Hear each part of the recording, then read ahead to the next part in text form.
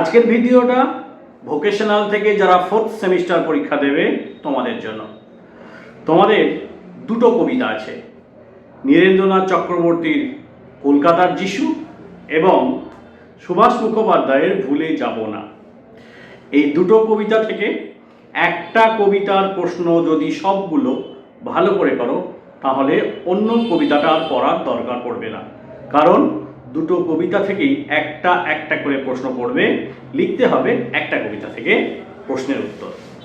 আমি আজ তোমাদের কলকাতার যিশু নীরেন্দ্রনাথ চক্রবর্তীর লেখা এই কবিতাটার সাজেশান দেবো, কোন কোন প্রশ্নগুলো তোমরা ভালো করে করে রাখবে।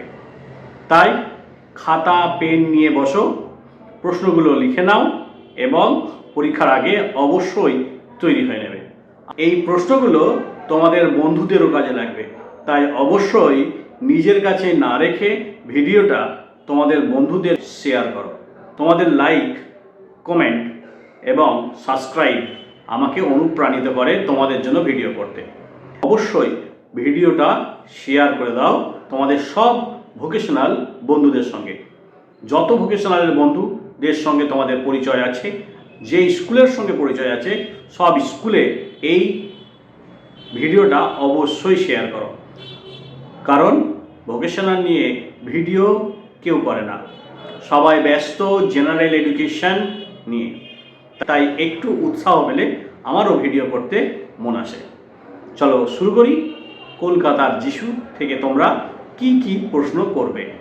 প্রথমেই আমি বলবো অবশ্যই তোমরা কবিতাটা রিডিং করবে, আর কবিতার সার সংক্ষেপ বিষয়বস্তুটা তোমরা অবশ্যই ভালো করে দেখে রাখবে। আমি 4টে মাত্র প্রশ্ন বলবো, এই 4টে প্রশ্নের মধ্যেই সব প্রশ্নের উত্তর তোমরা করতে পারবে যদি একটু বুদ্ধি করে উত্তরটা সাজিয়ে নাও। খাতা পেন নাও, শুরু করো লেখা। প্রথম প্রশ্ন করবে, লালবাতির নিষেধ ছিল না, তবু ঝড়ের বেগে ধাবমান কলকাতা শহর অতিরুক্তিতে থেমে গেল। কলকাতা শহর কেন থেমে গেল? থেমে যাওয়ার পর কি দৃশ্য লক্ষ্য করা যায়? এই প্রশ্নটা ভালো করে করবে। এই প্রশ্নটা আর একটা অথবা প্রশ্ন, মানে এই একই উত্তর আর একটা প্রশ্নে কাজে লাগতে পারে, সেই অল্টারনেটিভ প্রশ্নটাও তোমরা লিখে রাখো।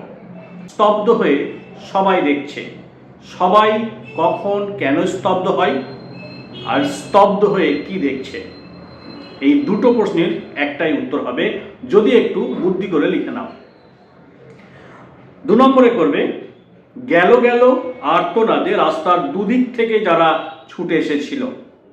কারা ছুটে এসেছিল? কেন আর্তনাদ করে উঠেছিল? 3 নম্বরের যে প্রশ্নটা করবে সেটা হলো, ভয়ঙ্করভাবে টাল সামনে দাঁড়িয়ে রইল, কোন গাড়ির কথা এখানে বলা হয়েছে? আর ভিখারি মায়ের শিশুকে কেন কলকাতার যিশু বলা হয়েছে? এই প্রশ্নটা খুব ভালো করে করবে, কারণ এই প্রশ্নটারই উত্তরই তোমরা নামকরণের সার্থকতা লিখতে পারবে। অর্থাৎ ভিখারি মায়ের শিশুকে কেন কলকাতার যিশু বলা হয়েছে, এই উত্তরটাই কলকাতার যিশুর নামকরণের সার্থকতা বিচার করো, এতে লেখা যেতে পারে যদি একটু বুদ্ধি করে উত্তরটা সাজাতে পারো। 4 নম্বর প্রশ্ন করবে, কোনো কিছুতেই ভ্রুক্ষেপ নেই, কার কথা বলা হয়েছে? কোনো কিছুতেই বলতে এখানে কি কি বোঝানো হয়েছে? এই প্রশ্নটারই আর একটা অল্টারনেটিভ প্রশ্ন হলো, সদ্য হাঁটতে শেখার আনন্দে সমগ্র বিশ্বকে তুমি কাছে পেতে চাও, হাতের মুঠোয়। তুমি বলতে কাকে বোঝানো হয়েছে? তাৎপর্য লেখো। আগের প্রশ্নের উত্তর এই প্রশ্নের উত্তর সেম হবে, অর্থাৎ কোনো কিছুতেই ভ্রুক্ষেপ নেই, কার কথা বলা হয়েছে, আর সদ্য হাঁটতে শেখার আনন্দে এখানে তুমি বলতে কার কথা বলা হয়েছে, দুটো উত্তরই এক। আর কোনো কিছুতেই এখানে কি বোঝানো হয়েছে আর তাৎপর্য দুটোর উত্তরই একই হবে। তাহলে আমি কলকাতা যিশু থেকে সর্বমোট মাত্র 4টি প্রশ্ন বললাম। এই 4টি প্রশ্ন করলে আশা করি তোমরা কলকাতা যিশু থেকে একটা প্রশ্ন পাচ্ছ। আবার আমি বলবো, কবিতাটা অবশ্যই পড়বে তোমরা, আর সার সংক্ষেপটা করে রাখবে। তোমাদের পরীক্ষা খুব ভালো হোক, শুভকামনা তোমাদের সঙ্গে রয়েছে।